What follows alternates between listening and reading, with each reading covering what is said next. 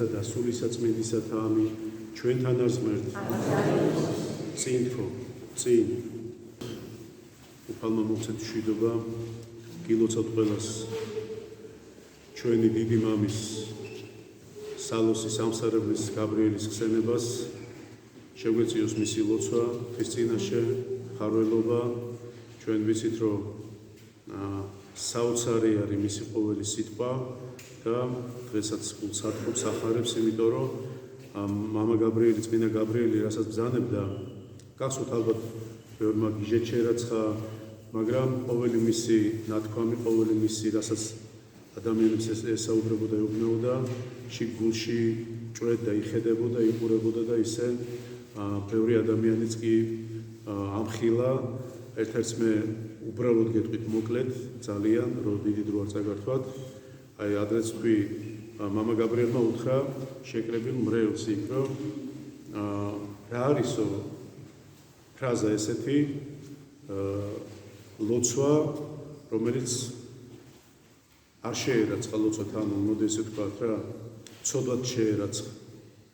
და იქ მონაზვნებიც იყვნენ, იქ ჩვეულებრივი ერის ხალხიც იყო, სამღვდელოება და ყველამ თავისი ვერსია წარმოთქვა. ზოგმა თქვა, რომ ნაკლები ილოცა, ზოგმა თქვა, რომ არასწორად ილოცა, ბევრი ვერსია გაჟღერდა და მამა გაბრიელმა უთხრა, ამ დროს მიდიოდა ერთი ადამიანი მამა გაბრიელთან ლოცვა კურთხება ამ დაეღო და მამა გაბრიელმა უთხრა ესეთ რამე, რომ მოყვასო, დამეხმარე, საიდანღაც რაღაც მე მოსატანი, რა თქმა უნდა, არაფერი არ ქონდა მოსატანი. და ამ ადამიანმა უთხრა ლოცვა კურთხებაზე ვინც მოვიდა, რომ ეხლა გავბივარო, საქმე მაქვს და სხვა დროისთვის იყოს. მამა გაბრიელმა უთხრა მე ამ დამსწრე საზოგადოებას, რომ ეს წავალ და ბევრს ილოცებს, შეიძლება სხვებზე მეტი ელოცა, მაგრამ მასო ეს ლოცვა ცოდვად შეერაცხება, იმიტომ რომ ყველაზე მთავარზე, ანუ თქვა უარი. მე რატომ თქვი, ეს თვითონ ჩვენთაგანი რომ დაუკვირდეთ, ხო, ძალიან ხშირად აღმოაჩენთ საკუთარ თავს. იმიტომ რომ მოვდივართ მოძღვრებისგან ლოცვა კურთხებას ვიღებთ, ანუ ხშირად მოვდივართ მოძღვრს რაღაცას ვეკითხებით, თუმცა კითხვის ვიდრე კითხვას დავსვავთ, უკვე ის საქმე გადაწყვეტილი გვაქვს, როგორ უნდა ავასრულოთ ჩვენ. უკვე მიღებული გვაქვს ჩვენ, ასე ვთქვათ, როგორ უნდა მოვიქცეთ, უკვე ვიცით, მაგრამ მაინც მოვდივართ და თუ ხდება წინააღმდეგობა, ანუ ამ შემთხვევაში მე უკვე საკუთარ თავს ვჩავმოდეთ, ამ გაბრაზებულები ვართ, ან ასე შემდეგ. ანუ ლოცვა რო არ შეგვერაცხოს ცოდვად, ჩემო ძვირფასებო, მე ეს სიტყვა ძალიან მიყვარს სახარებიდან. ღმერთს მიეცით ღმერთისა და კეისარს მიეცით კეისრისა. ძალიან ადვილია, იმიტომ რომ უნდა გამიჯნოს ადამიანი. აი როგორც მე უნდა დასაწყისში თქვი რამოდენიმე სიტყვა, თუ როგორ უნდა იქცეოდეს მართლმორწმუნე ქრისტიანი. ეხლა რაც შეეხება დღევანდელ სახარებას, დღეს არის დიდარის და ხარიბი ლაზარეს, ესე ვთქვათ, გმირების სახარება, ესე არის მათ სახელებს ვხვდებით. მე ვეცდები, რომ თან სახარების შინაარსი მოგაწოდოთ, რომ მივხვდეთ, ვინც შეიძლება არ იცოდეს, იმიტომ რომ განმარტება ესეთი ადვილი არ არის, საკუთარი ინტერპრეტაციით არ განიმარტება. და თან ახსნა ეს ყველაფერი თუ რაშია საქმე. მაცხოვარი ბრძანებს იგავს და ამიგავში ასეთ რამეს ამბობს. თქვა უფალმა ნიგავი ესე, კაცი იყო ვინმე მდიდარი და იმოსებოდა ბისონით და ძოწეულით. იცით რა არის ბისონი და ძოწეული? აბა რა არის? ძვირფასი სამოსი, კი ბატონო, მაგრამ არის რაღაც, რაც უნდა ვიცოდეთ. აი ამ მდიდარ ადამიანს ისეთი იყო, იხარებდა დღითი დღე, და წარმოვიდგინეთ, ისეთ კომფორტში იყო და ისეთი მდიდარი იყო, რომ მინდა გითხრათო, აი ეს სამკაულები რაც ეკეთა, ეს ძოწეული, ეს ბისონი, ისინი იღებებოდა სპეციალური საღებავით, რომელიც მოიპოვებოდა ზღვაში, სიღრმეებში, ისე კი არა შევხვიდოდი 2 მეტრაზე და არა. ეს იყო ფსკერზე, ანუ სიღრმეებში, რითაც ანუ ღებავდნენ აი უძვირფასეს ამის ფუფუნებას, რაზეც საუბარია დღევანდელ სახარებაში. აი ეს ადამიანი რითიც იმოსებოდა, უბრალოდ გონებაში წარმოვიდგეთ მისი სიმდიდრე, მისი ავლადიდება რა გააჩნდა, რომ მეფეებსაც კი უსწრებდა ამ შემთხვევაში. იმდენად ძვირი, ესე ვთქვათ, შესამოსელი ჰქონდა და თვითონ ატრიბუტები, რაც შეეხება ჰქონდა დიდარს. და სახარება გვეუბნება, ნახეთ აი სიმდიდრიდან მომენტალურად იყო ლაზარე. ღარიბი, არაფრის მქონე. იმდენად ღარიბი იყო და დაწყრულებული იყო ეს ადამიანი, მთელს ხელზე ჰქონდა წყულები. ქვეძრებოდა, ანუ ფაქტურად დახოხავდა ეს ადამიანი და აი ამ დიდარის გადმოცვენილი მარცვლები, რაც ცვიოდა, ეს პური იყო თუ რა, იმით იკვებებოდა ნარჩენები. და დიოდა წყრულები, რომელსაც ძაღლები ლოშინდნენ, რომ ძაღლები ულოკავდნენ. და არ გრძელდება სახარება ესე, რომ ადამიანის ცხოვრებაზე მოკლედ არის აღწერილი, როგორი მდიდარი იყო და როგორი ღარიბი და დავდომილი და დაწყულებული იყო ლაზარე. მოკვდა ლაზარე, გვეუბნება სახარება და აღმოჩნდება აბრაამის წიაღში. ახლა ნახეთ სახარება როგორ მოგვითხრობს, ძალიან დიდი ყურადღება მისაქცევი ყოველთვის. მოკვდა მდიდარი და დაეპყლა. ხდებით? ლაზარე მოკვდა და აბრაამის წიაღშია, გვეუბნება სახარება, დიდარი მოკვდა და დაეპყლა. და ერთი რამ არის კიდე გასათვალისწინებელი, რატომ არის სახარებაში ვიცით ლაზარეს სახელი და არ ვიცით მდიდრის სახელი. რა სახარება აქამდე ვერ მოგვიტანდა? თუ კი ლაზარეს სახელია ცნობილი, რატომ მდიდრის არ არის? ასეა ყოველთვის შემოძვირფასება მინდა იცოდეთ. თუ კი ადამიანი ვერ არ იცხოვრებს ისე, როგორც მართლმადიდებელ ქრისტიანს შეეფერება, ასევე იქნება თითოეული ჩვენთაგანი სახელი წარხოცილი სიცოცხლის წიგნიდან. რამე თუ ჩვენ ვიცით, რომ ეს წიგნი გვეუბნება მაცხოვარი, ჩავიწერებით იქ, ვინც ამას დაიმსახურებს და რა თქმა უნდა არ მოვიხსენებით, ვინც არ დავიმსახურებ.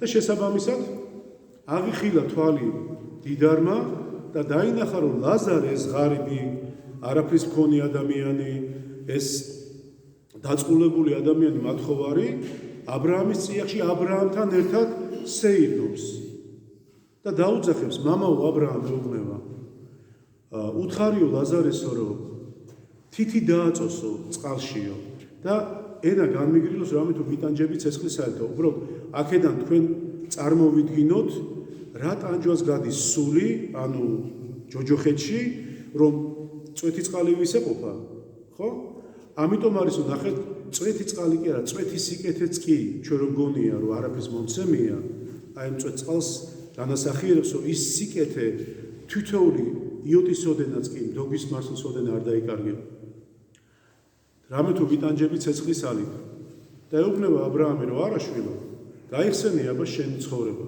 შენი ნაცხოვრები უკვე როგორც იცხოვრე ის მოიგე და გავს იმის წილი მიიღე გაიხსენე ლაზარე მან იტანჯა მთელი თავისი ცხოვრება ტანჯვაში იყო და მან მიიღო ის რაც მიიღო მე არ მინდა აქ ყოფნა ზოგადად საზოგადოებამ ისე გაიგოს რომ დიდრები იტანჯებიან და ჯოჯოხეთში მიდიან და ღარიბები სასუფეველში შემიძლია კითხვა შევაბრუნო მე ბევრი მინახავს დიდარი ესე ვთქვათ წარმატებული ადამიანი რომელიც ღვთისმიერია მაგრამ ბევრი მინახავს ღარიბი გაბოროტებული რომელიც ღვთისმობელია ამიტომ სიმდიდრით არ განისაზღვრება ადამიანის სასუფეველში შესვლა თუ სიღარიბი ანუ აქედანვე მინდა გითხრათ რომ დიდარი იმიტომ ხდება ჯოჯოხეთში რომ ის არ ზრუნავდა ხვალინდელ დღეზე ის არ ფიქრობდა მომავალ ცხოვრებაზე ანუ მიღმიერ ცხოვრებაზე ასაც ქვია საუკუნო ცხოვრება და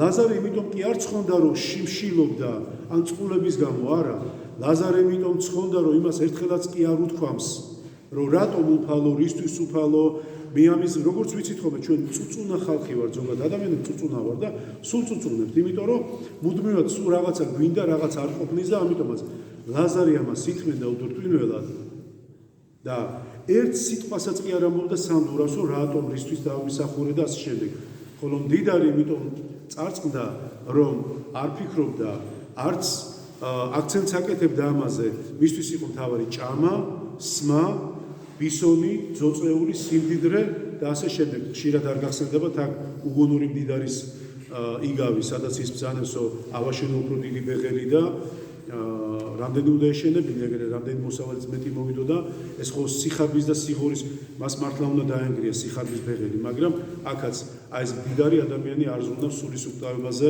არ ზრუნავს მომავალ ცხოვრებაზე და მხოლოდ გადასულია ჭამაზე და სმაზე.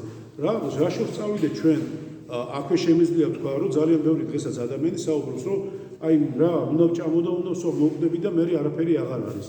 ბუნებრივია ახლა ესეთი ადამიანი ამას რო ფიქრობს ახლა მე არ ვიცი ვისაც ხდება, მაგრამ ბუნებრივია გვახსენებს ისევ აი მდიდრის მდგომარეობას, ხო? ჭამა სვა ისე ყველაფერი ესე თქვა არ მოიკლო არაფერი და ბუნებრივია არ იქნება კარგი დასასრული, ხო? ამიტომ ა ブラ ამი ეუბნება, რომ გაიხსენე შენი რაც შენ ცხოვრებაში აკეთე, ის მიიღე, ხო რომ ლაზარე მამგლახაკმა რაც აკეთა, ანუ თავისი მოთმინებით, აი წარმოიდგინეთ, სახარებაში აუცილებლად იქნებოდა ხაზგასმით ნათქვამი, რომ ლაზარეს რაღაც ან დაეწუწუნა, ან რაღაცაზე ღვთის მობის სიტყვა ეთქვა, არა, პირიქით იღებდა მადლიერებით რაც ჰქონდა. ეხლა მეორე მხრიდან შევხედოთ ამ ყველაფერს. რატომ მინდა დეტალებში, ამიტომ ყოველთვის მიგზელდება ქადაგება, რომ ვიცოდე დეტალებში. იმ დროს მაცივარი არ იყო. არც შესანახი საშუალება იყო. ნახეთ, მზადდებოდა ეს სანოვაგე, ჭამდნენ და ჭამდნენ მთელი დღე ალბათ, არ ვიცი. ჭამდნენ, იხარებდნენ, მოკლედ აი ძალიან ბევრი ესე ვთქვათ განსხვავებაში იყვნენ და ამ რაც მორჩებოდა, ამას ყრიდნენ. ან ადამიანი მიასწრებდა, ან ძაღლი მიასწრებდა. რომელიც შეჭამდა იმ სანაგვეზე გადიდა, აყროლდებოდა და გაფუჭდებოდა, იმიტომ რომ რა თქმა უნდა მაცივარი არ იყო. ამიტომ ნახეთ, დაიმახსოვრეთ ჩემო დიასახლისებო, ჩემო ძვირფასო ქალბატონებო.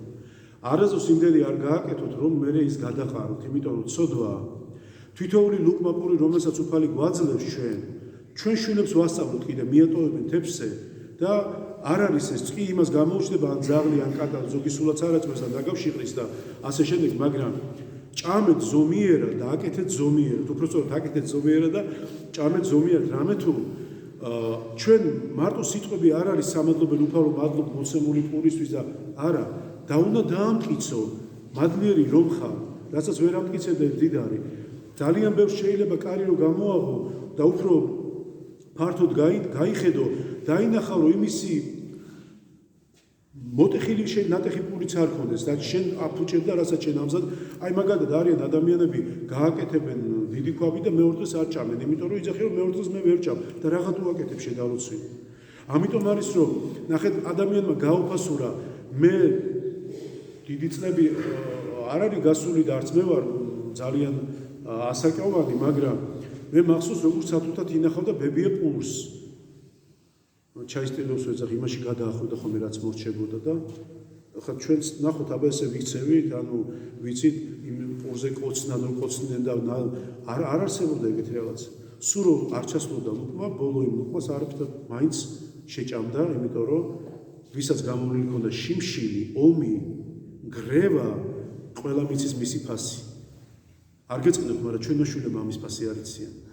კიდევ ერთხელ ვიტყვი, იმიტომ კი არა რომ ამოვიჩემი არა. ჩვენი შვილები გავზარდეთ როგორც ციფუფუნებაში. ეგრევე ყველაფერი უნდა გქონდეთ, რაც ჩვენ არ გქონდა და ამიტომაც არის. ვერ გაიგებენ ვერასდროს. მე იმას არ ვიძახ, ერთმა დაგვიფარო, საკმარისი არც ომი გვინდა, არც შიმშილი გვინდა, მაგრამ სწავლების დონეზე უნდა ვასწავლოთ. როგორც ჩვენ არ ვასწავლით საღვთოს და ვასწავლით სხვა ყველაფერს. ჩვენმა შვილებმა არ იციან საკუთარი ქვეყნის ისტორია და ეკლესიის ისტორია და იციან ამერიკის რა ისტორია გამაგებით. ამიტომ ცოტა გადაუხვიე შენდობას ვითხოვ და შესაბამისად ანუ ა ブラ ამი ორსეუნა თან ნახეთ რა შეუნება დანახეთ კი დიდიაო ჩვენ შორის. უფსკრულია. ანუ ჯოჯოხეთსა და სამოთხეს შორის. ჩემო ძვირფასებო იმდენად მე ხშირად გამიგია რომ აი ადამიანები საუბრობენ რომ რაღაც ადვილი გონიათ ესე ჯოჯოხეთიდან სამოთხეში აიყვანოს სული. თან შენ თვითონ იმდეს მოცულობ რომ იქნება და ნეტა ასე იყოს. ჩვენ უფალზე ვარ დამოკიდებული მის კაცმოყარებაზე, მის სიყვარულზე, რომ იმედი გვაქვს ჩვენ თორე არავინ არ ვიცით ვინ ცხონდება და ვინ არ ცხონდება. ჩვენ ვიღწვით ამისთვის, ჩვენ ბევრს შრომობთ ამისთვის, უნდა შრომობთ ამისთვის. და დანახეთი ანუ უფსკრული დიდიაო ა ブラ ამეუბნება. ვერც მანდიდან გადმოვა აქეთ ვერავინ. და ვერც აქედან გადმოვიდეთ. გესმით, აი ნახეთ, უბრალოდ მინდა დაუკვირდეთ, რომ რამხელა სხვაობაა, ხო? იმისა, რომ საჯობია ყოფნა იქ, სადაც ერთი წვეთი წყალი, ანუ ერთი წვეთი სიკეთე გენატრება, თუ იქ, სადაც შეიძლება ესე ვთქვათ, წმინდანებთან ერთად მოხვდე. სადაც სასუფეველი ქვია, რასაც ქვია სასუფეველი. და მაშინო ეუბნება დიდარი უთხარიო ლაზარეს, რომ გაუშვიო. ფაქტობრივად ყურეთით აღდგომას თხოვს და წავიდესო ჩემს სახლეულსო, 5 ძმა მყავსო და უთხრასო, რომ ისინიც აქ არ მოხვდნენო. და ნახეთ რას ეუბნება აბრაამი, მათ ყავთ მოსე და წინასწარმეტყველი. არა ეუბნება ეს დიდარი, მაგას არ დაიჯერებენო, ხოლო ყურეთი თუ ვინმე აღდგებაო, იმისას დაიჯერებენო. მაშინ ეუბნება აბრაამი, თუ მოსესი და წინასწარმეტყველთა არ ჯერათ, არც ყურეთით აღდგომილისას დაიჯერებენ. აი ეს ამით რჩება სახარება. ეხლა რატომ უნდა ამ ადამიანს? კარგია რომ იმის შეგნება აქვს, რომ მისი ძმები იქ არ მოხვდნენ. რამე თუ ისინიც ისე ცხოვრობენ განცხრომაში. იმოსებიან ძოწეულით, ბისონით, ჭამენ, სვავენ, ალბათ არც სხვაზე ფიქრობენ. ამიტომ არის თორემ ადამიანი როცა იცი როგორ ცხოვრობს შენი ახლობელი, ხო? ნაკლებად ნერვიულობ, რა თქმა უნდა ნერვიულობ, მაგრამ ნაკლებად იმიტომ რომ იცი რომ ის უფლის გზას აცდენილი არ არის. რომ რაც არ უნდა ადამიანი ცოდვაში ვარდებოდეს და უფლის წიაღში იმყოფება, მარტო არ არსებობს ცოდვილი და მონანული ადამიანი უფალმა არ შეიწყალოს, ხო? ამიტომ არის რომ მან იცის რომ ისინი ამ გზაზე არ არიან და ამიტომ ეუბნება რომ გაუშვი, ანუ ესე ვთქვათ, ერთით რომ აღდგომეს ნახავ. ეუბნება მოსეს, აბრაამი, მოსე ყავთ. და წინასწარმეტყველი. ძალიან ხშირად ჩვენთანაც აი ადამიანები რაღაცას გაიგებენ და გარბიან, სადღაც მირბიან, რაღაცას იქ აღმოაჩენენ. თუ ადამიანი მოსალოცად მიდის, ძალიან კარგია. თუ ადამიანი ღვთის სამსახურშია და ძალიან კარგია, მაგრამ თუ რაღაცას ეძებს გაურკვეველს, რაც თვითონ არ იცის რა უნდა, ძალიან ცუდია. აი მაგალითად ჩვენ, თქვათ ახლა ქრისტიანი მართლმადიდებელი ადამიანი, ჩვენ გვაქვს სახარება. ხო? წინასწარმეტყველი ბევრი ყავდა, მაგრამ სახარება ვისია თვითონ მახარებლების. რა ჩვენამდე მოიტანეს, ხო? ეს სახარება და თუ ამ სახარების არ ჯერა შენ, აკეთე რაც გინდა. იძახე რაც გინდა. თუ სახარება შენი სახელმძღვანელო არ არის და შენ ამ ცხოვრებით არ ცხოვრობ, იმიტომ რომ სახარებაში აღწერილია ყოველი მიმოსვლა მაცხოვრისა და მისი საქმეები, მისი ქადაგებები, მისი სწავლება და თუ ამის არ ჯერა, რა უნდა დამაჯერო რამის გჯერა საერთოდ? ამიტომ არის რომ აქაც ნახეთ რატომ არის მიახლოვებული და გეუბნებით რომ რასაც ის თხოვს რომ გაუშვი და ყურეთით აღადგინე და აბრაამი ეუბნება ყავ მოსე. მაშინ ძველათმაში ხო ესეა და წინასწარმეტყველი. მაგრამ იმისი არ ჯეროდათ. ასევე ჩემო ძვირფასებო, თუ ჩვენ სახარების მაცხოვრის უფლის ჩვენისა იესო ქრისტესი არ ჯერა და მისი მახარებლების აკეთე რაც გინდა და იძახე მერე რომ შენ ხარ მართლმადიდებელი ქრისტიანი. მინდა იმედები გაუწრო ესეთ ადამიანს რომ ვერ იქნები, ვერანაირად ვერ იქნები უფლისთვის სათნო შვილი. თუ კი შენთვის სახარება ჩვეულებრივად სადღაც კარადაში შესადები წიგნია და შეიძლება წაკითხულიც კი არ გაქვს. ამიტომ არის რომ ყდრეთით ამდგარი შეიძლება მაცხოვრებელმა ბევრი აღადგინა ყდრეთით, ხო? ბევრი შეიძლება ჩამოთვალოთ, ნუ ლაზარესთან დავიწყო და შეიძლება იაიროსის ქალიშვილი იქ ჭაბუკი მხოლოდ ჩობილი დედისა და ბევრი, მაგრამ ვინც არ უნდა აღდგეს ყდრეთით დაუშვათ, ხო? მაცხოვარი თვითონ აღდგა ყდრეთით, სიკვდილი შემუსრა, მისი კარიბჭე დაამსხვრია, მოკლედ აი და ადამიანი გამოიხსნა და მისცა საუკუნო სიცოცხლე. ამის იქით რა უნდა იყოს ჩვენთვის მთავარი და უპირატესი? არც არაფერი. ადამიანი გახადა თავისუფალი. ადამიანი გამოიხსნა ტყვეობიდან, მონობიდან, ბოროტის კლანჭებიდან და გახადა თავისუფალი. და ამის მერე ჩვენ არც ცნებები გვინდა, არც სახარება გვინდა, არაფერი არ გვინდა. ჩვენ მხოლოდ გვინდა აი ხშირად ეგრეა, ვემსგავსებით აი მდიდარ ადამიანს. ამიტომ არის რომ ყოველი წაკითხული სახარებიდან მერწმუნე ჩემო ძვირფასებო, თუ აქვე გულში ჩაიმარხოთ ოქროს ასოებით, ეს არ დაგავიწყდებათ არასდროს, ყოველთვის მეგზური იქნება თითოეული ჩვენთანის. მაგრამ თუ კი ეს ერთ კურსში შეუშვე და მეორედან გაუშვენ, ბუნებრივია არასწორ გვემახსოვრება და ვერც მადლი ექნება ასეთ გაგებულ სახარებას. ამიტომ სახარებას წეღანს ვთქვი, თავისებური უბრალოდ თქვენი ინტერპრეტაციით ვერ ახსნით. მას განმარტება ჭირდება და სწორად მოტანა ჭირდება თქვენამდე. თუ რა გზით გვესაუბრება უფალი, რატომ გვესაუბრება უფალი და რომ ვამბობთ, რომ თქვა უფალმა ნიგავი ესე, რამე მოგონილი ამბავი კი არ არის, ეს არის ის, რაც თვითონ მაცხოვარი ცხოვრებისეული მდგომარეობით გვესაუბრებოდა, იმიტომ რომ ყოველი იგავი რომ აიღოთ, ეს არის ჩვენი ცხოვრებისეული სწავლება. თუ როგორ უნდა ვიქცეოდეთ და როგორ არ უნდა ვიქცეოდეთ ჩვენ უფალმა დაგვლოცოთ, მერტმა მოცეთ მშვიდობა, აი ვერიდოთ ჩვენ, რა თქმა უნდა, კარგია ადამიანებს სხვადასხვა ცხოვრების წესი გვაქვს ჩვენ, ზოგი მდიდარია, ზოგი ნაკლებად, ზოგი ღარიბია, ამით არ განისაზღვრება ადამიანი. მდიდარის და ღარიბიც ყველა ერთად, ხო? ღვთის შვილები ვარ და ღვთის სამსახურში უნდა ვიყო და თავარი დამავიწყდა, ამით დავასრულებ. ვის ალაპარაკება ეს მდიდარი ადამიანი? აბრაამს. ყველაზე მდიდარ ადამიანს თუ კი მსოფლიოში ვინმე დაბადებულა. ხვდებით მაინც? მდიდარი ელაპარაკი მასზე მდიდარს და აბრაამი ჩვენ როგორ წარმოგიჩნდება, ხო? ადამიანი, რომელიც სასუფეველში, ანუ ღვთის ცნებებით იყო და მდიდარი იგივე, მაგრამ მეორე, რომელიც აცნენილი ამ ყველაფერს. აი ეს ამიტომ ამბობ, ჩვენთვის ეს სწავლება უნდა იყოს უფალმა დაგვიუწოდოთ.